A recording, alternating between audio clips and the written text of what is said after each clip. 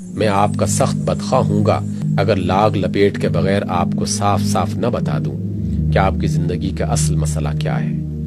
میرے علم میں آپ کا حال اور آپ کا مستقبل معلق ہے اس سوال پر کہ آپ اس ہدایت کے ساتھ کیا معاملہ کرتے ہیں جو آپ کو خدا کے رسول صلی اللہ علیہ وسلم کی معرفت پہنچی ہے، جس نسبت سے آپ کو مسلمان کہا جاتا ہے اور جس کے تعلق سے آپ خواہ چاہیں یا نہ چاہیں بہرحال دنیا میں اسلام کے نمائندے قرار پائے ہیں۔ اگر آپ اس کی صحیح پیروی کریں اور اپنے قول و عمل سے اس کی سچی شہادت دیں اور آپ کے اجتماعی کردار میں بھی پورے اسلام کا ٹھیک ٹھیک مظاہرہ ہونے لگے تو آپ دنیا میں سربلند اور آخرت میں سرخرو ہو کر رہیں گے۔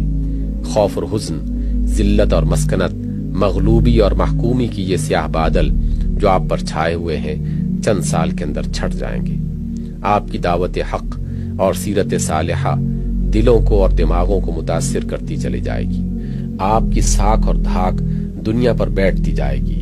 انصاف کی امیدیں آپ سے وابستہ کی جائیں گی۔ بھروسہ آپ کی امانت و دیانت پر کیا جائے گا۔ سند آپ کے قول کی لائی جائے گی۔ بھلائی کی توقعات آپ سے باندھی جائیں گی۔ ائمہ کفر کی کوئی ساکھ آپ کے مقابلے میں باقی نہ رہ جائے گی۔ ان کے تمام فلسفے اور سیاسی و معاشی نظریے آپ کی سچائی اور راست روی کے مقابلے میں جھوٹے ملمہ ثابت ہوں گے۔ جو طاقتیں آج ان کے کیمپ میں نظر آ رہی ہیں ٹوٹ ٹوٹ کر اسلام کے کیمپ میں آتی چلی جائیں گی، حتیٰ کہ ایک وقت وہ آئے گا جب کمیونزم خود ماسکو میں اپنے بچاؤ کے لیے پریشان ہوگا۔ سرمایہ دارانہ ڈیموکریسی خود واشنگٹن اور نیو یارک میں اپنے تحفظ کے لیے لرزہ بر اندام ہوگی۔ مادہ پرستانہ الحاد خود لندن اور پیرس کی یونیورسٹیوں میں جگہ پانے سے عاجز ہوگا۔ نسل پرستی اور قوم پرستی خود برہمنوں اور جرمنوں میں اپنے معتقد نہ پا سکے گی، اور یہ آج کا دور صرف تاریخ میں ایک داستان عبرت کی حیثیت سے باقی رہ جائے گا کہ اسلام جیسی عالمگیر و جہاں کشا طاقت کے نام لیوا کبھی اتنے بے وقوف ہو گئے تھے کہ عصائے موسیٰ بغل میں تھا اور لاٹھیوں اور رسیوں کو دیکھ کر کانپ رہے تھے۔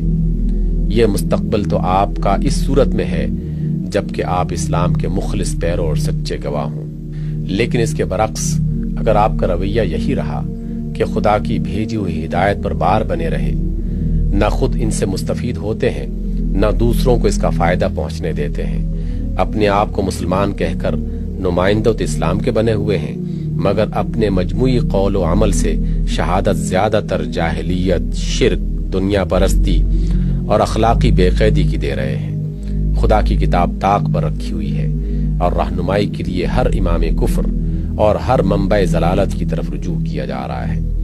دعویٰ خدا کی بندگی کا ہے اور بندگی ہر شیطان اور طاغوت کی جا رہی ہے۔ دوستی اور دشمنی نفس کے لیے ہے اور فریق دونوں صورتوں میں اسلام کو بنایا جا رہا ہے، اور اسی طرح اپنی زندگی کو بھی اسلام کی برکتوں سے محروم رکھا گیا ہے، اور دنیا کو بھی اس کی طرف راغب کرنے کے بجائے الٹا متنفر کر رہے ہیں، اور بعید نہیں کہ مستقبل اس حال سے بھی بدتر ہو۔ اسلام کا لیبل اتار کر کھلم کھلا کفر اختیار کر لیجئے تو کم از کم آپ کی دنیا تو ویسی ہی بن جائے گی جیسی امریکہ، روس اور برطانیہ کی ہے، لیکن مسلمان ہو کر نہ مسلمان بنے رہنا اور خدا کے دین کی جھوٹی نمائندگی کر کے دنیا کے لیے بھی ہدایت کا دروازہ بند کر دینا وہ جرم ہے جو آپ کو دنیا میں بھی پنپنے نہ دے گا۔ اس جرم کی سزا جو قرآن میں لکھی ہوئی ہے، جس کا زندہ ثبوت یہودی قوم آپ کے سامنے موجود ہے، اس کو آپ ٹال نہیں سکتے۔